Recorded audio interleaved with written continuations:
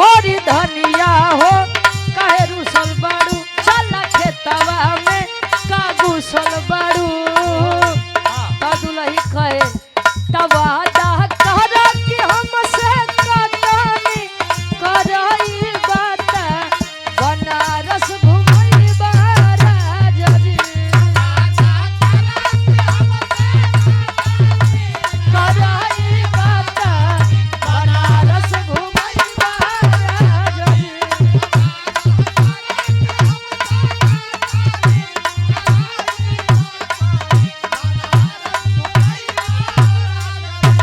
टिकुली का जरल के घरवा से गइले बढ़ गइले दूरावा की रैया भूलैले चूड़ी हार पियावा चूड़िया बेच के न अइले चूड़ी हार पियावा चूड़िया बेच के न अइले चूड़ी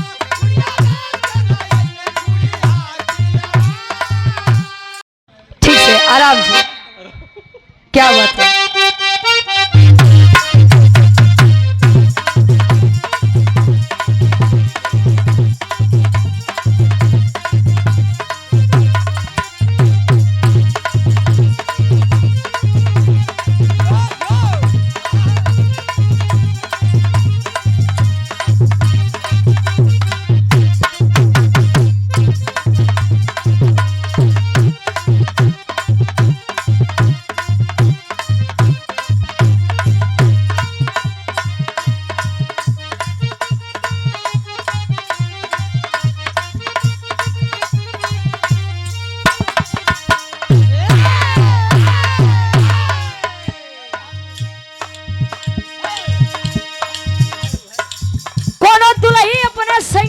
बखान में कहे मेहरारू केतनो बढ़िया बा गुरुजी अगर ओकर मरदो के नाही माने त जानला सब खराबे बा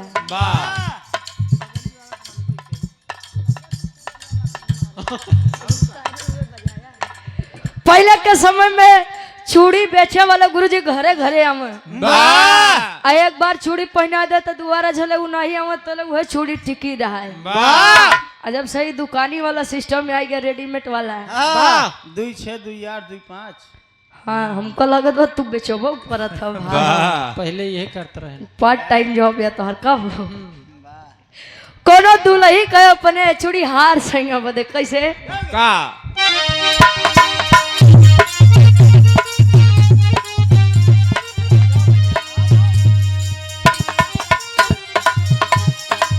दुलही कहे टिकुली का जरल के घरवा से गइले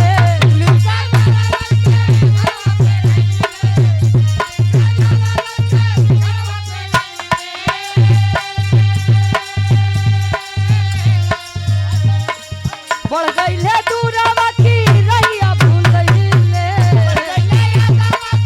रैया भूलइले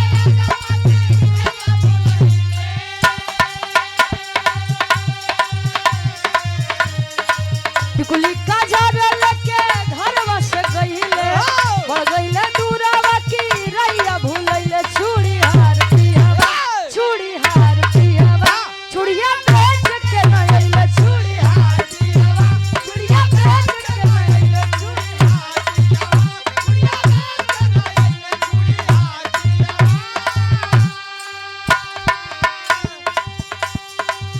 कहे चूड़ी हार पियावा चूड़िया बेच के न अइले बारे और आज के समय में जाके पतिव्रता में हरारू मिल जाए पतिव्रता नहीं पतिव्रता यार कहे पति के मरल सती जनी है सतभतरी में हरिया का जाने अब मर्दा के हाथ मर्दे था में कुकुरियो बिलरिया का जाने हो जोन मर्द अपने बात पे नहीं टिके वो मर्द कैसे अजबन मेहरारू केवल अपने दुल्हा तक नहीं सीमित होकर है तो दुल्ही कैसे का है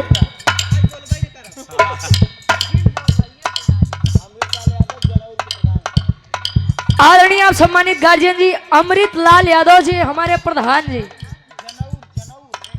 जनौर की ऐतिहासिक सरजमी से आप गार्जियन जी के द्वारा ये 200 रुपए का सम्मान। बहुत बहुत धन्यवाद। आशीर्वाद के चारे कि हम बच्चे अपनी कला में कामयाब रहे। दुल्हावा मनावन करे दुल्हिया के। मोरी धनिया हो काहे रूसल बारू, मोरी धनिया हो काहे रूसल बारू, मोरी धनिया हो काहे रूसल बारू। चल खेतवा में का घुसल बारू, चल खेतवा में का घुसल बारू, चल खेतवा में का घुसल बारू। मोरी धनिया हो काहे रूसल बारू, चल खेतवा में का घुसल बारू। ता दुल्ही कहे तवा दा कर कि हमसे कतनी करई बात, बनारस घुमई बाराजरी, करई बात, बनारस घुमई बाराजरी।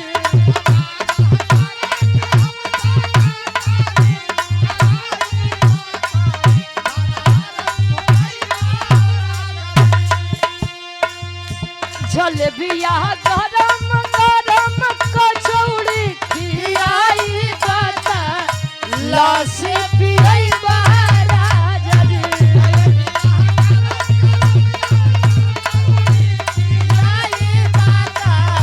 लस्सी पियई बाराजरी।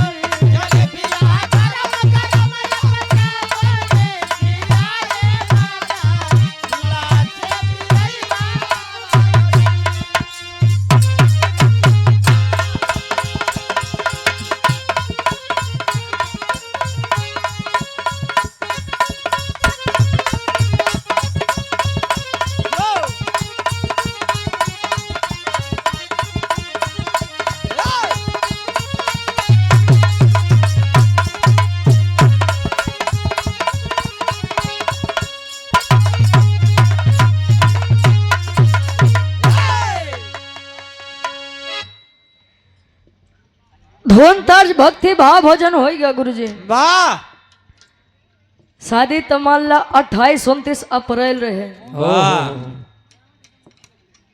हाँ हाँ सहमऊ चौंक गए रे बहरहाल कि 28-29 के शादी रही आज प्रीति भोज। लेकिन ठीक बा आज ई गार्जियन जी लोग आए हैं चौथ छोड़ावे बदे। वाह अरे चौथी लेके आए हम भाग का हाँ जोन भी होए ते आवा एक 5 मिनट का लोक गीत हो जाए। लक्ष्मी स्वरूपा दुल्हन का आगमन हुआ है। वाह आज के समय में दुल्ही एक लोटा सास ससुर के प्रेम से पानी पूछ ले। वाह दुल्हा जहाँ से आवे केवल इतने सुरेश चाचा कह दे आह, रात भर जगह हो बा। वाह डब्लू गुरुजी हाँ कहे रात भर जगह हो बा। हाँ हलाल पी ले। वाह वाह अब बढ़िया से पानी वगैरह पीला। वाह सर अगर दर्द करत होई तो के दवाई दे, वाह पैर दबाई दे हाँ हाथे से तो जान ला करे जाए इसे हरियर आई जाए। वाह क्या वो गुरुजी 5 मिनट के एक छोट सा लोक गीत हो जाए फिर ज्योति दीदी के नंबर रही। हाँ हाँ हाँ वाह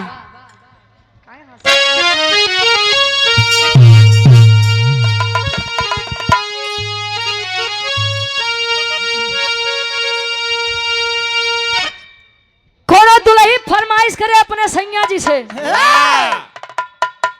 स्वर्गीय गुरु रामदेव गुरु जी की गाई हुई गीत है। वाह दुल्हिया फरमाइश करे कैसे।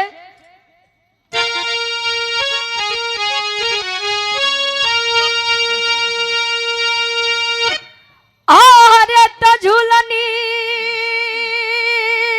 पे उड़ानी,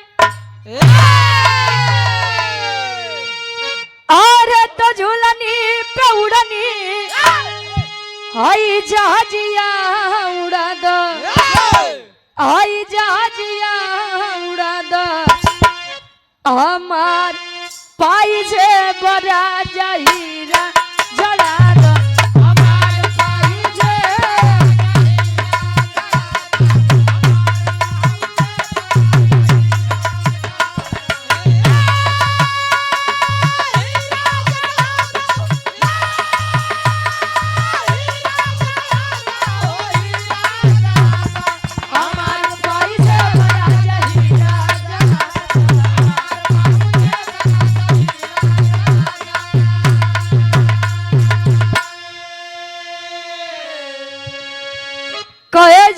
पे उड़नी जहाजिया उड़ादा, हमार पाई जेब राजा हीरा जड़ादा।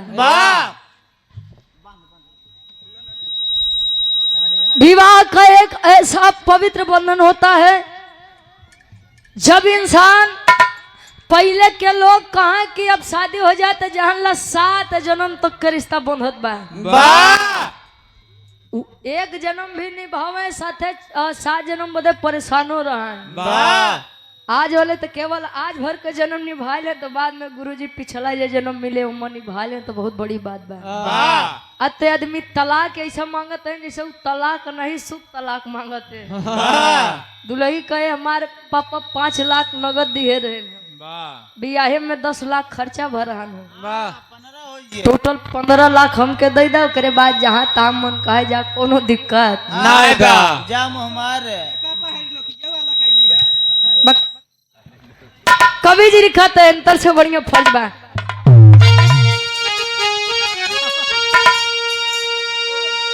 अरे तब बाजे नगरिया में,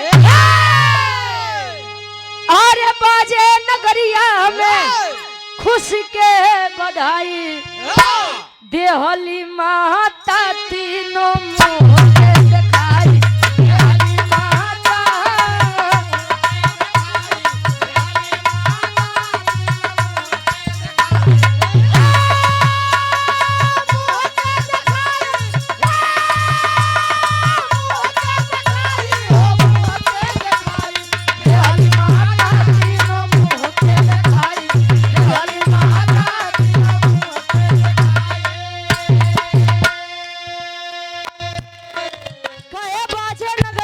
खुशी के बधाई, देहली माता तीनों मुंह के दिखाई।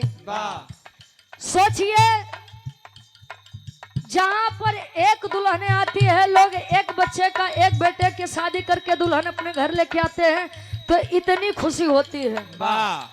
जोने घरे 4 पतो हो तो गुरु जी, अब तू सोचो करे घरे के खुशी व घरे के हाल माहौल का होई। चला पहले लगे आज के जमाना बड़ा बढ़िया बा। पहले जब स्वयंवर रखाओ, हरिओम भैया, लड़की 18 साल 19 साल के रहा, लेकिन स्वयंवर में जान ला 70-75 साल के आदमी पहुंच जाए। अगर लहान बैठ जाए डब्लू गुरु जी, तो जान ला इतनी बढ़िया दुल्ही हमको मिल जाई। अच्छा, लोग कहते हैं कि सीता जी के स्वयंवर में 10,000 वीर पुरुष गए थे। पहले तब पारी पारा उठाए, नहीं उठा तो 9,999 वीर पुरुष मिलकर लगे उठावे। अगर मान लो धनुष उठिए जात तो सीता जी कहाँ जाती हो?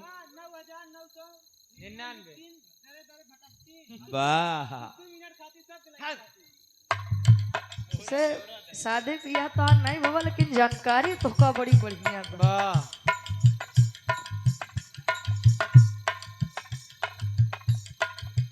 और आप गार्जियन जी, साहेब लाल यादव जी सदिका बहुआर जौनपुर से 100 रुपया इनका फरमाइश बा। आधे तन का कपड़ा पहने, संडिल एड़ी उठौआ।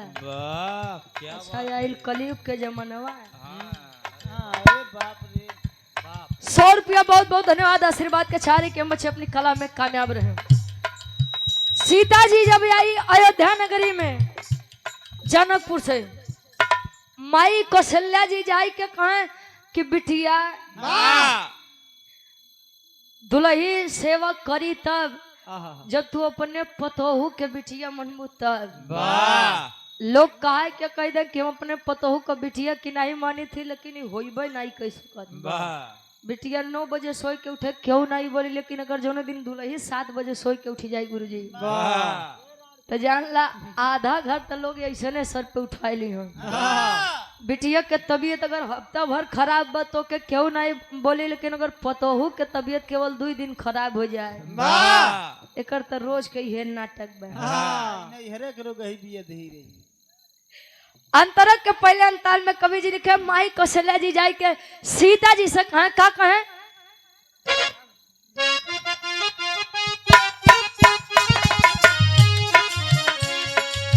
माता कौशल्या कहेली समुझाई, माता कौशल्या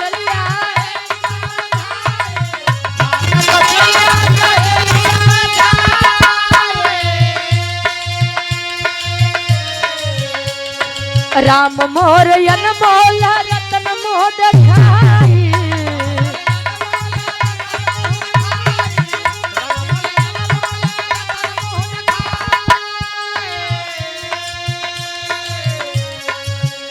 अरे ये बात जिंदगी के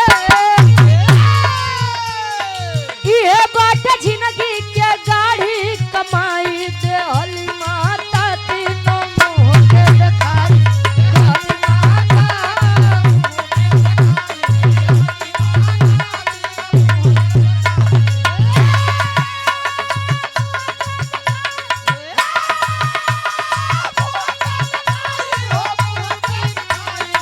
हली माता तीनों मोह के देखाई हली माता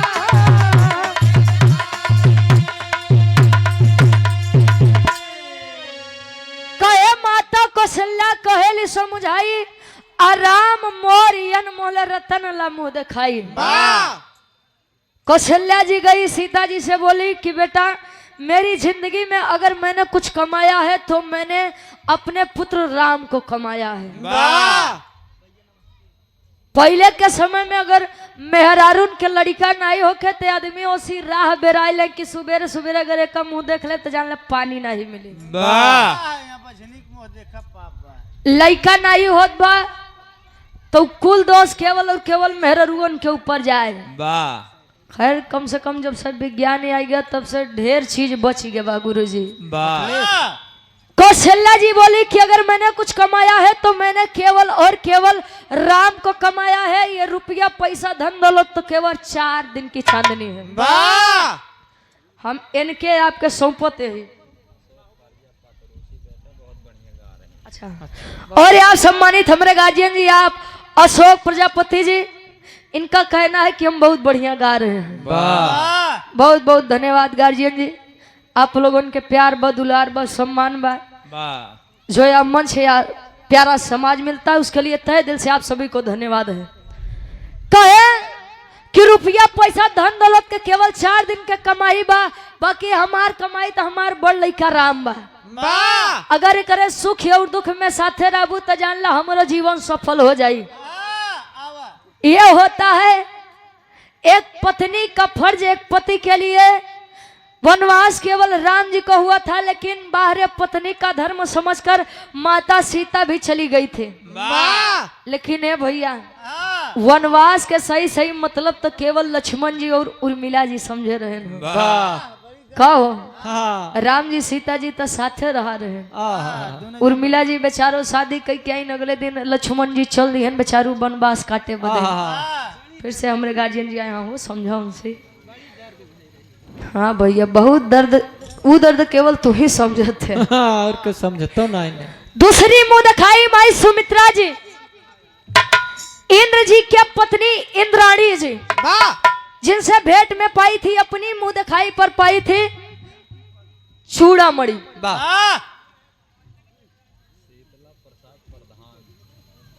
आदरणीय गार्जियन जी श्री शीतला प्रसाद प्रधान जी तीसरी पंचवर्षीय हमारे प्रधान जी जीते हैं। हम चाहब की चौथी जीता। आप गार्जियन जी के द्वारा 200 रुपए का सम्मान बहुत बहुत धन्यवाद। यहाँ आदमी 5 साल शासन सत्ता नहीं चला पाते हैं ना तो 3 बार लगातार से यहाँ भाई खातिर बहुत दिल से धन्यवाद बा। और आपने वैसा काम किया होगा तबे तो आपके जनता ही आपके बड़ा प्यार दुलार सम्मान देता। उसे कहा वाले कहन गुरु जी ऊपर भगवान नीचे प्रधान बीच वाले सब झंडू बा। वाह बीचन में तो तू होता भाई नो कौन काम नहीं छोड़ दिया जाते हैं। चूड़ामणि जब पाई ओके सुमित्रा जी थमावत सीता जी के देखा कामे कहा आए। जब हनुमान जी लंका नगरी पहुंचन माई सीता जी लगे खोज करे बदे बताएं कि माँ हम ही प्रभु श्री रामचंद्र जी के भेजे हुए दूत हैं। तले माई सीता जी हो चूड़ामणि थमावत है कि जा हमारे सैया के दे दिया उनके बोल दिया कि जल्द से जल्द हमके यहाँ से ले चले। मैं मरना पसंद करूंगी लेकिन इसे अपना पति वैसे धन के मामले में मेहरारून सोना चांदी बड़ा देखा थे बहुत लालची होती। हाँ लेकिन केवल अपने मन से धुस यार। वाह सीता जी को सोने का हिरण तो चाहिए था लेकिन केवल राम जी से चाहिए था। वाह कहो सोने के लंका ठुकरा दी या बदे को पराये मर्द से कुछ नहीं ली है। वाह ऐसे मेहरारू अगर निभावे पे आ जाए तो निभा ले जाई, अगर खराब करे पे आई ना गुरु जी तो ऐसा खराब करी कि कहूँ मुंह दिखावे लायक नहीं बचबा। वाह हाँ ध्यान दे। तीसरी मुंह दिखाई माई के जी करत है कैसे आवा।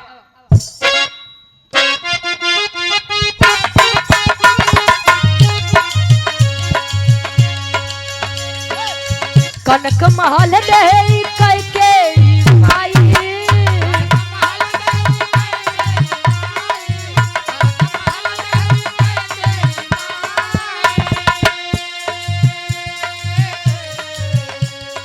बार बार चुमल माथा देख हर साई।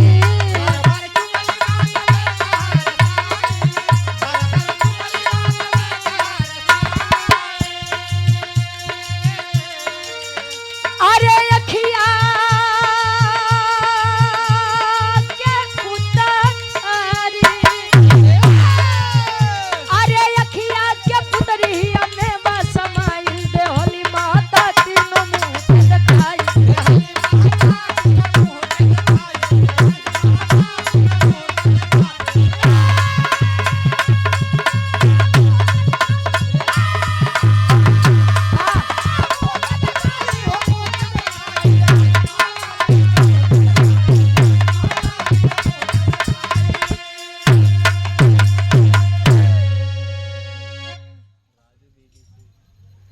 और आप सम्मानित गार्जियन जी राजू बीडी से आप गार्जियन जी के द्वारा 100 रुपए का सम्मान बहुत बहुत धन्यवाद। आशीर्वाद के चारे कि हम बच्चे अपनी कला में कामयाब रहे।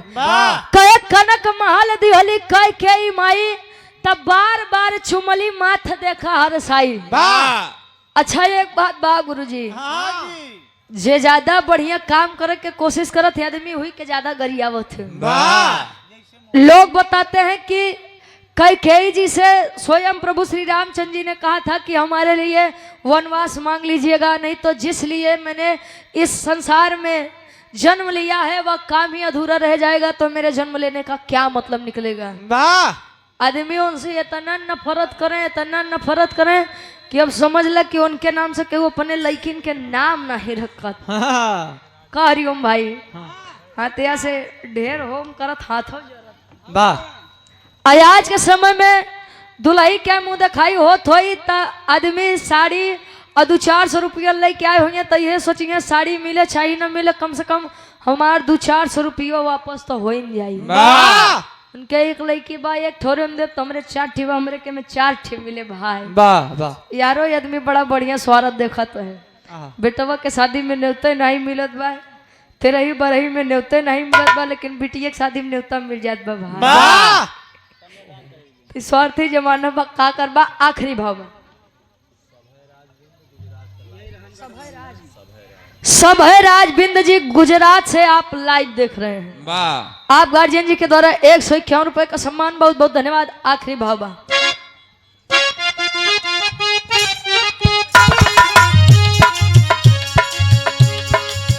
गुरु बिहारी गणेश हर सहाय।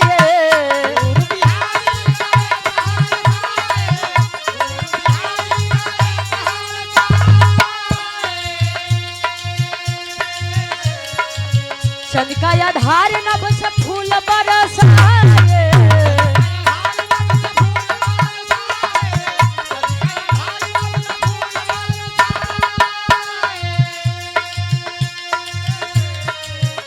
अरे रुचिरा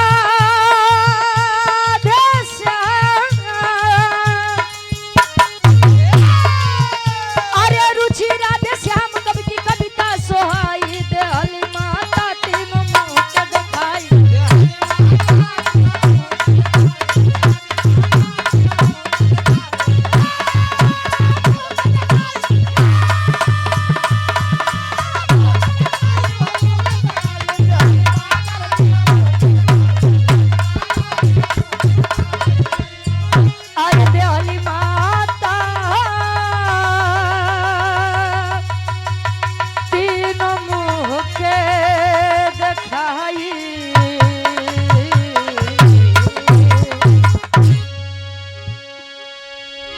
अब बाहर से आप लोग आनंद ले जाए ताकि दोनों तरफ से हो जाए, ये ना हो कि फिर से आफत आई जाए भाई। हाँ हाँ, दोनों तरफ से।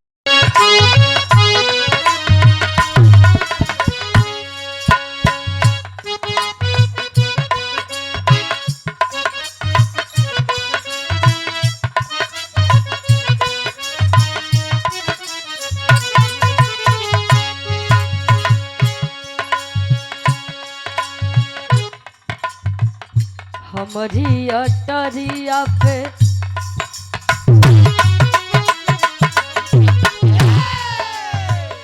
हमारी अटरिया पे आव हो सवरिया, हमारी अटरिया पे आव हो सवरिया, देखा देखी तनिक हो जाए रे, हमारी अटरिया पे आव हो सवरिया, जाए रे, हमारी अटरिया पे आव हो सवरिया,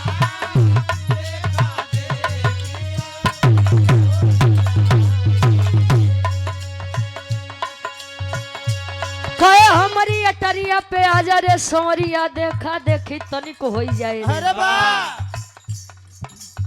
तर से बढ़िया फर्ज बा। अरे ठीक बा, अच्छा हो जाए।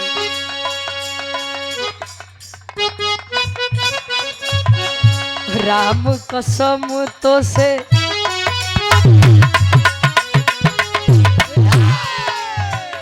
राम कसम तो से झूठ बोली ता, राम कसम तो से झूठ बोली ता, चढ़ली जवानी भस्म होई जाए रे, राम कसम तो से झूठ बोली ता,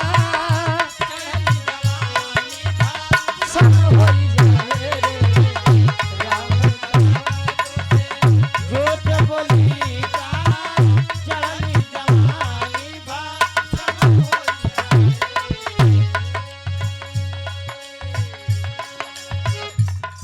कहे तू चाहता गवावा, तू चाहता नहीं गवावा ये माई। कहते हैं जन्मदायिनी माँ से बढ़कर कोई देवी नहीं होती और पिता से बढ़कर कोई देवता नहीं होता। एक माँ वह होती है जिनको हमारी भी माँ माँ कहती है और आपकी भी माँ माँ ही कहती है, यानी जगत जननी माँ बीड़ा वादिनी सरस्वती जन्मदायिनी माँ से बढ़ के जिसे जन्मदायिनी भी माँ माँ कहती है। अरदास भाई ई मंच के माध्यम से माई मैहर वाली शारदा माई से कैसे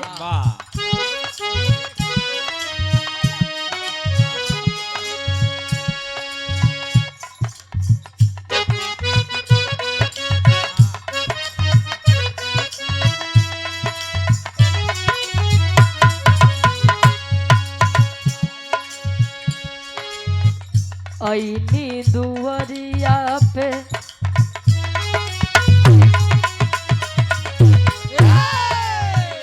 ऐनी दुवरिया पे सुना हो मैहरिया, ऐनी दुवरिया पे सुना हो मैहरिया, स्वर ले सजावा माई सरगम बजाही,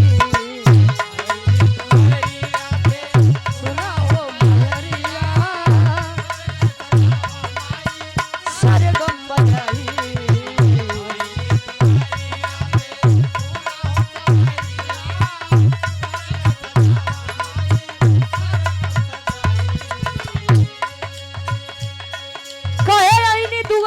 सुनो हो मैहरिया स्वर ले सजावा माई सरगम बजाई,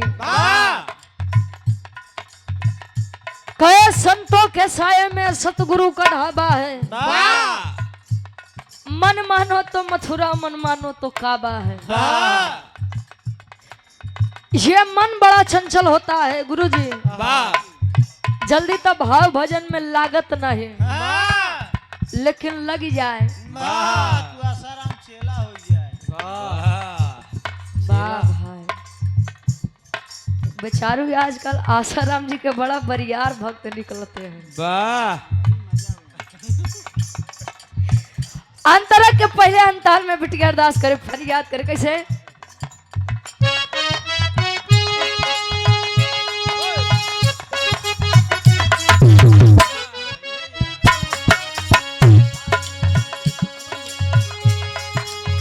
ज्ञान बुद्धि देखे माई कैदा प्रकाश हो, ज्ञान बुद्धि देखे माई कैदा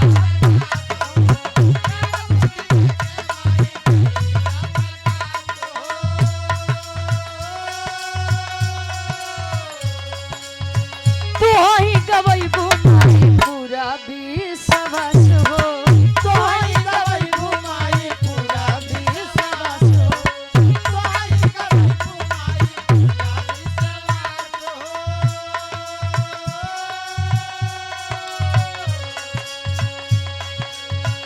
कैदा किनरिया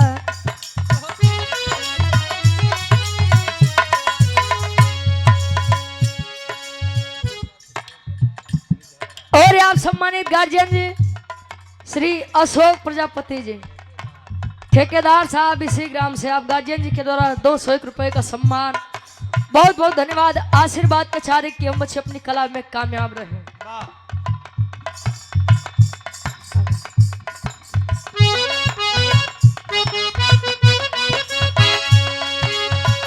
कैदा किनरिया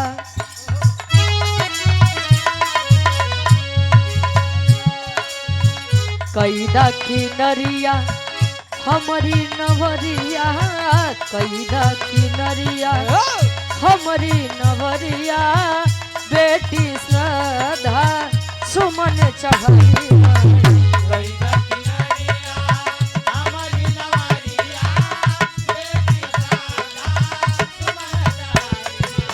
कैदा किनारिया हमारी नवारिया, बेटी सादा सुमन जारिया।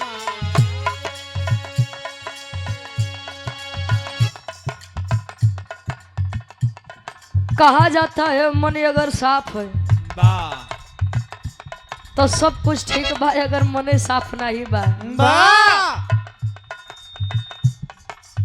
कहे मन की तरंग मार लो बस हो गया भजन, वाह आदत बुरी सुधार लो बस हो गया भजन। वाह हाँ।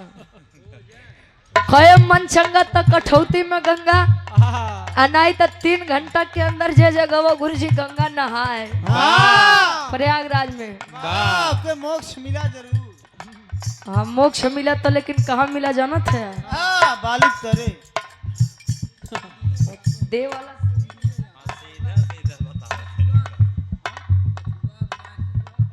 इंडिया यादव बछुआ, इंडिया यादव बछुआर से। हाँ India Yadav, India Yadav. India Yadav ji वाह क्या बात। कहाँ से? बछुआर बछुआत की ऐतिहासिक सरजमी से आप गार्जियन जी के द्वारा 101 रुपए का सम्मान, बहुत बहुत धन्यवाद आशीर्वाद के चाह रही। विजय शंकर यादव और आप हमारे सम्मानित गार्जियन जी विजय शंकर यादव जी, मैनेजर साहब। मैनेजर साहब रायपुर से आप गार्जियन जी के द्वारा पुनः से 101 रुपए का सम्मान, बहुत बहुत धन्यवाद आशीर्वाद के चाह रहे कि हम बच्चे अपनी कला में कामयाब रहे। वाह आखिरी भाव बिटिया बता कि बिरहा जगत में हमारे खानदान का बा, बिरहा जगत में हमारे माई बाबू के बा। वाह कैसे?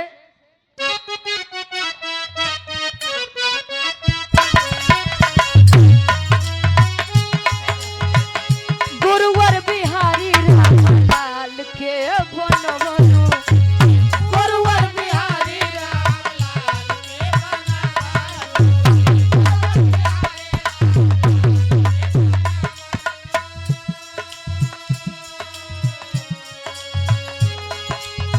चंद्रिका कवि के माई गले से लगवलु, चंद्रिका कवि के माई गले से लगवलु, चंद्रिका कवि के माई गले से लगावलो।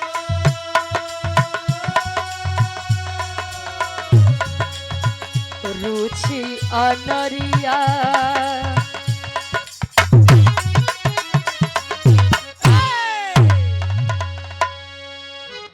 अरे रुचि अनरिया बनिबा पुजरिया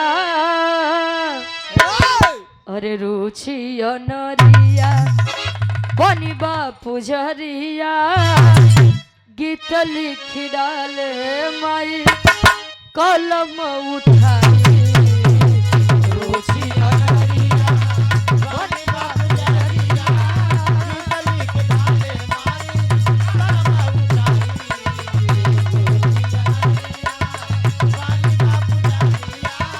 गीत लिख डाले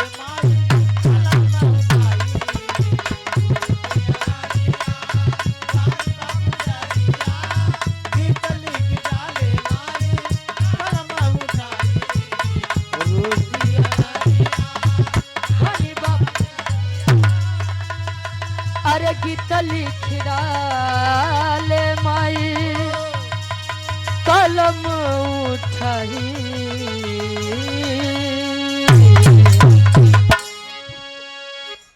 आज ढोली के आखिरी दिन होइयो बा 13 दिन